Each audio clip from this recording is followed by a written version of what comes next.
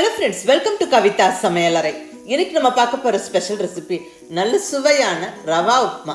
ஆட உப்புமால என்னப்பா ஸ்பெஷல் அப்படின்னு கேட்குறவங்க கூட ரசிச்சு ருசிச்சு சாப்பிட்ற மாதிரி டொமேட்டோ பாத், டொமேட்டோ ரவா உப்புமா இப்படி பக்குவமாக செஞ்சு கொடுங்க. உப்புமாவே பிடிக்காதுன்னு சொல்கிறவங்க கூட திரும்ப திரும்ப கேட்டு வாங்கி சாப்பிடுவாங்க. உப்புமா சிம்பிளாக டக்குன்னு செய்யக்கூடிய ஒரு டிஃபனுங்க. பட் அது எப்பவும் ஒரே மாதிரி பண்ணாமல் இந்த ரெசிபியை ஃபாலோ பண்ணி ஒரு தடவை செஞ்சு பாருங்களேன், கண்டிப்பாக என்ஜாய் பண்ணுவீங்க. ரொம்ப ஃப்ளேவர்ஃபுல்லாக இருக்கும். இந்த டொமேட்டோ பாத் நம்ம அப்படியே சாப்பிட்றதுக்கும் நல்லாயிருக்கும். ஒரு ஹோட்டல் ஸ்டைல் சிம்பிள் தேங்காய் சட்னியை செஞ்சு கூட வச்சு சாப்பிட்டா வா செம்ம ஒரு திருப்தியான டிஃபனாக இருக்குங்க. மிஸ் பண்ணாமல் ட்ரை பண்ணி பாருங்கள். ரொம்ப ஒரு சிம்பிள் ஈஸி ரெசிபி தான். வாங்க சுவையான டொமேட்டோ உப்புமா, தக்காளி உப்புமா எப்படி பண்ணுறதுன்னு பார்க்கலாம். இங்கே 1 கப் அளவுக்கு ரவை எடுத்துருக்குறேங்க. உப்புமா செய்கிற வெள்ளை ரவை 1 கப் அளவுக்கு எடுத்துருக்குறேன். ஃபஸ்ட்டு ஸ்டெப்பாக இதை லைட்டாக வறுத்து எடுத்துடலாங்க. ஸ்டவ்வில் நல்ல ஒரு அடிகனமான கடாய் அல்லது ஒரு நான்ஸ்டிக் கடாய் வச்சுக்கோங்க. நான் இங்கே செராமிக் கோட்டட் பேன் வச்சுருக்கிறேன். இதில் 1/2 டீஸ்பூன் அளவுக்கு எண்ணெய் சேர்த்தாச்சு. இதில் நம்ம எடுத்து வச்சுருக்கிற அந்த உப்புமா ரவையை சேர்த்து நல்லா வறுத்து விட்டுருவோம். நல்ல ஒரு 2-3 நிமிஷத்துக்கு ஸ்டவ்வை மீடியம் ஃப்ளேமில் வச்சுக்கிட்டு பொறுமையாக வறுத்து விடுங்க. ஸ்டவ்வை கண்டிப்பாக லோ ஃப்ளேம்லேயே வச்சுக்கிட்டு வறுத்து விடுங்க, இல்லைன்னா டக்குன்னு கரிஞ்சிடும். அதாவது ரவை லைட்டாக வறுப்பட்டு வாசனை வரணும். இப்படி தொட்டு பட்டா சுருக்குன்னு சூடு இருக்கணும். அந்த ஸ்டேஜ் வந்த உடனே ஸ்டவ்வை ஆஃப் பண்ணிவிடுங்க. இப்போ ரவை எடுத்து தனியாக நம்ம ஒரு தட்டில் போட்டு வச்சிடலாம். இங்கே வறுத்த ரவை ரெடியாக இருக்குங்க. நம்ம இங்கே செஞ்சுக்கிட்டு இருக்கிறது டொமேட்டோ உப்புமா. இதுக்கு 2 சின்ன தக்காளி எடுத்திருக்கிறேன். இதை நம்ம அரைச்சி உப்புமால சேர்க்க போகிறோம். இது கூடவே ஒரு பச்சை மிளகாவும் இஞ்சியும் சேர்த்து அரைச்சிக்கலாம். நல்ல ஃப்ளேவர்ஃபுல்லாக இருக்கும். இங்கே 2 தக்காளியை நல்லா கொஞ்சம் சின்ன சின்ன பீசஸாக கட் பண்ணி மிக்ஸி ஜாரில் சேர்த்தாச்சு. இது கூட அந்த எடுத்து வச்சிருந்த இஞ்சி பச்சை மிளகாய் எல்லாம் சேர்த்து இந்த அளவுக்கு ஃபைனாக அரைச்சாச்சு. அடுத்தது இங்கே ஒரு பாத்திரத்தில் உப்புமா செய்யறதுக்கு தேவையான தண்ணியை நம்ம அளந்து எடுத்துக்கலாங்க. இங்கே 1 கப்பு ரவை எடுத்துருந்தோங்க. இதுக்கு 3 கப்பு தண்ணி சேர்த்தா சரியாக இருக்கும். ஸோ இங்கே 3 கப்பு தண்ணி எடுத்துக்கலாங்க. 1 கப்பு ரவைக்கு 3 கப்பு தண்ணி சேர்க்கும் போது உப்புமா நல்லா மெத்துன்னு சாஃப்டாக இருக்குங்க. இப்போ இதை ஸ்டவ்வில் வச்சுருவோம். தண்ணி சூடாக்கிட்டு இருக்கட்டும். இப்போ நம்ம உப்புமா தாளிக்க ஸ்டார்ட் பண்ணிடலாம். இப்போ ஸ்டவ்வில் அதே பேன் வச்சாச்சு. இப்போ இதில் 1 டேபிள் ஸ்பூன் அளவுக்கு எண்ணெய் சேர்த்துக்கிறேன்.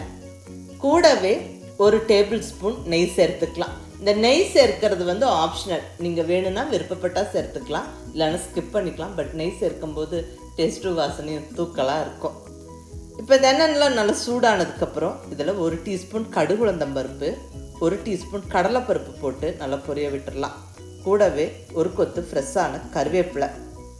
அடுத்ததாக ஒரு 10 to 12 முந்திரி பருப்பு சேர்த்துருவோம். முந்திரி பருப்பு சேர்க்கும் போது உப்புமா சாப்பிட்றதுக்கு நல்லா இன்ட்ரெஸ்டிங்காக இருக்கும், நல்லா டேஸ்ட்டாக இருக்கும். பட் முந்திரி பருப்பு ஆப்ஷனல். நீங்கள் வேணும்னா சேர்த்துக்கலாம், இல்லைன்னா ஸ்கிப் பண்ணிக்கலாம். இது நல்லா வறுத்து விட்டுருவாங்க. இந்த முந்திரி பருப்பெல்லாம் கொஞ்சம் லைட்டாக செவந்து வரட்டும். பாருங்கள், இப்படி முந்திரி பருப்பு செவக்க ஆரம்பித்த உடனே இதில் பொடியாக கட் பண்ணி வச்சுருக்கிற ஒரு பெரிய வெங்காயம் சேர்த்துருவோம். வெங்காயம் கொஞ்சம் லைட்டாக கலர் மாறுற வரைக்கும் நல்லா வதங்கி வரட்டுங்க. பொறுமையாக ஒரு 1 நிமிஷம் நல்லா வதக்கி விடுங்க.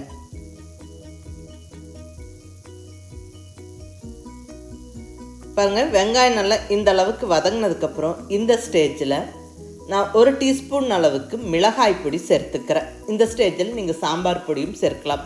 பச்சை மிளகாய் நம்ம 1 தான் சேர்த்துருக்குறோம். ஸோ காரத்துக்கு உங்களுடைய டேஸ்ட்டுக்கு தகுந்த மாதிரி வரமிளகாய் தூள் அல்லது சாம்பார் பொடி சேர்த்துக்கலாம். கர்நாடகா ஸ்டைல் காராபாத் மாதிரி நல்ல டேஸ்ட்டாக இருக்கும். நான் இங்கே வரமிளகாய் தூள் சேர்த்துருக்குறேன். இது கலரும் நல்லா கொடுக்கும். இப்போ அரைச்சி வச்சுருக்கிற அந்த தக்காளி விழுதை கம்ப்ளீட்டாக சேர்த்துருவோம். நல்லா இமீடியட்டாக கலந்து விட்டுருங்க. இந்த தக்காளி நம்ம பச்சையாக அரைச்சி சேர்த்துருக்குறோம். ஸோ நல்லா வதங்கி வரணும். அந்த பச்சை வாசனை போகிற வரைக்கும் கொஞ்சம் வதங்கட்டும். ஸோ நல்லா வதக்கி விட்டுருங்க. இப்போ இந்த ஸ்டேஜில் உப்பு சேர்த்துக்கலாங்க. நான் இங்கே தேவையான அளவு உப்பு சேர்த்துக்கிறேன்.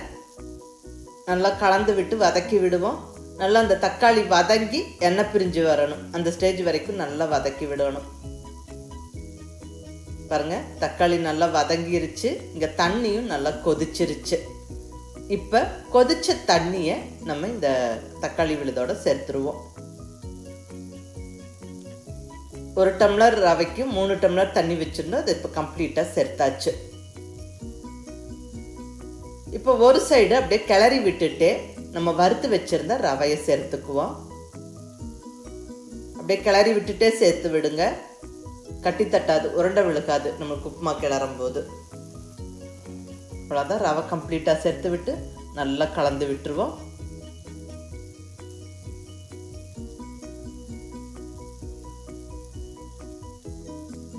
இந்த ஸ்டேஜுக்கு அப்புறம் ஸ்டவ்வை கம்ப்ளீட்டாக சிம்மில் வச்சுக்கோங்க.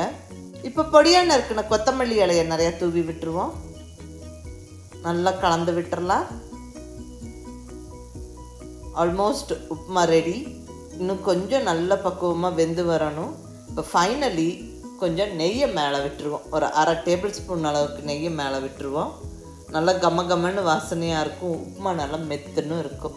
நெய் சேர்த்துட்டு இம்மீடியட்டாக இந்த பேனுக்கான மூடியை போட்டு விட்டு ஸ்டவ்வை சிம்மில் வச்சு ஒரு 2-3 நிமிஷம் விட்டுட்டு ஸ்டவ்வை ஆஃப் பண்ணிடுவோம். ஒரு 3 நிமிஷம் கழித்து ஓப்பன் பண்ணுறேன். நல்லா கமன்னு வாசனையோட சுட சுட தக்காளி ரவா உப்புமா, டொமேட்டோ ரவா உப்புமா ஜம்முன்னு ரெடி ஆகிருச்சு. பாருங்கள், நல்லா கலர்ஃபுல்லாக பக்குவமாக நல்லா மெத்துன்னு இருக்குது. ரொம்ப ஒரு அருமையான சுவையான தக்காளி உப்புமா இது. உப்புமாக்கு சைட் டிஷ்ஷாக ஹோட்டல் ஸ்டைல் தேங்காய் சட்னி ரெசிபியை பார்த்துடலாங்க. சட்னி வந்து ரொம்ப சிம்பிள், ஈஸி. ஜஸ்ட்டு ஒரு 2 நிமிஷத்தில் பண்ணிடலாம். இங்கே ஃப்ரெஷ்ஷாக துருவின தேங்காய், ஒரு 1/2 மூடி தேங்காவை மிக்ஸி ஜாரில் சேர்த்துக்கிறேன். இது ஹோட்டல் ஸ்டைல் ஒயிட் தேங்காய் சட்னிங்க. தேவையான பொருள் 3 தான். தேங்காய், பச்சை மிளகா, உப்பு. நான் இங்கே ஒரு 3 பச்சை மிளகா சேர்த்துக்கிறேன். மைல்டான காரம் தான் இருக்கணும். சின்ன சைஸாக 3 பச்சை மிளகா சேர்த்தாச்சுங்க. அடுத்தது தேவையான அளவு உப்பு வச்சாச்சு. இனி அவ்வளோதான். இதை அரைச்சிடலாம். கொஞ்சமாக தண்ணி விட்டு நல்லா இந்த அளவுக்கு அரைச்சிக்கணும். அவ்வளோதாங்க, சட்னி ரெடி ஆயிடுச்சு. ரொம்ப நல்லா டேஸ்ட்டாக இருக்கும். நீங்கள் கண்டிப்பாக இது ஹோட்டல்லலாம் டேஸ்ட் பண்ணியிருப்பீங்க. வெள்ளையர்னு அந்த தேங்காய் சட்னி. நான் இது இன்னும் கொஞ்சம் தண்ணி விட்டு கலந்துக்கிறேங்க. ஸோ கொஞ்சம் லூஸ் ஆக்கிட்டு இது கூட நல்ல ஒரு தாளிப்பு சேர்த்துடலாம். இந்த சட்னிக்கு தாளிப்பு மஸ்ட்டுங்க. அப்போ தான் சட்னிக்கு கம்ப்ளீட்டான டேஸ்ட் கிடைக்கும். ஸோ மிஸ் பண்ணாமல் தாளிப்பு சேர்த்துக்கங்க. இப்போ தாளிப்பு கரண்டியில் எண்ணெய் 1 டீஸ்பூன் விட்டு அதில் 1 டீஸ்பூன் கடுகுளுந்தம் பருப்பு போட்டு நல்லா பொரிய விட்டாச்சு. கூடவே ஒரு கொத்து கருவேப்பிலையும் உருவி போட்டு அதெல்லாம் நல்லா பொரிஞ்சதுக்கப்புறம் நம்ம ரெடியாக வச்சுருக்கிற தேங்காய் சட்னியில் சேர்த்துருவோம். அவ்வளோதாங்க, சட்னி ரெடி ஆயிடுச்சு. எல்லா விதமான டிஃபனுக்கும் நல்லா சூட் ஆகும். நீங்கள் ட்ரை பண்ணி பாருங்கள். இது ஒன்றுமே இல்லைங்க, ஃப்ரெஷ்ஷாக தேங்காய் நம்மக்கிட்ட ரெடியாக இருந்தால் டக்குன்னு அடுத்த 2 நிமிஷத்தில் இந்த தேங்காய் சட்னி பண்ணிடலாம். எல்லா டிஃபனோடவும் பொருத்தமாக இருக்கும். பர்டிகுலர்லி குழந்தைங்க ரொம்ப என்ஜாய் பண்ணுவாங்க. ஏன்னா கொஞ்சம் மைல்டாக இருக்கும், ரொம்ப காரசாரமாக இருக்காது. இந்த அருமையான தக்காளி உப்புமா கூட இந்த சட்னி நல்ல பொருத்தமாக இருக்குங்க. மிஸ் பண்ணாமல் ட்ரை பண்ணி பாருங்கள். நல்ல சுட சுட உப்புமா பரிமாறி அதுக்கு தொட்டுக்க இந்த சிம்பிளான தேங்காய் சட்னி ஒரு quick and easy tiffin recipe. எல்லா ஏஜ் குரூப்ஸும் ரசித்து சாப்பிடுவாங்க. பெரியவங்கள்லேருந்து குழந்தைங்க வரைக்கும் என்ஜாய் பண்ணி சாப்பிடக்கூடிய ஒரு கம்ஃபர்டபுளான டிஃபன் இது. மிஸ் பண்ணாமல் இந்த ரெசிபியை ஃபாலோ பண்ணி உப்புமா ஒரு தடவை செஞ்சு பாருங்களேன். உப்புமா பிடிக்காதுன்னு சொல்கிறவங்க கூட கண்டிப்பாக கேட்டு விரும்பி சாப்பிடுவாங்க. அந்த அளவுக்கு ரொம்ப சுவையாக இருக்கும். ஒரு தடவை செஞ்சீங்கன்னா கண்டிப்பாக திரும்ப திரும்ப செய்வீங்க. மிஸ் பண்ணாமல் இந்த அருமையான தக்காளி ரவா உப்புமா ஒரு குயிக்கான டிஃபன் ரெசிபியை ட்ரை பண்ணி பார்த்துட்டு எப்படி இருந்ததுன்னு உங்கள் ஃபீட்பேக் சொல்லுங்கள். பிடிச்சிருந்தா லைக் பண்ணி, ஷேர் பண்ணி, கமெண்ட் பண்ணுங்கள். கவிதா சமையலறை சப்ஸ்கிரைப் பண்ணி என்னுடைய மற்ற ரெசிபிஸும் வீடியோஸும் பாருங்கள். தேங்க்யூ.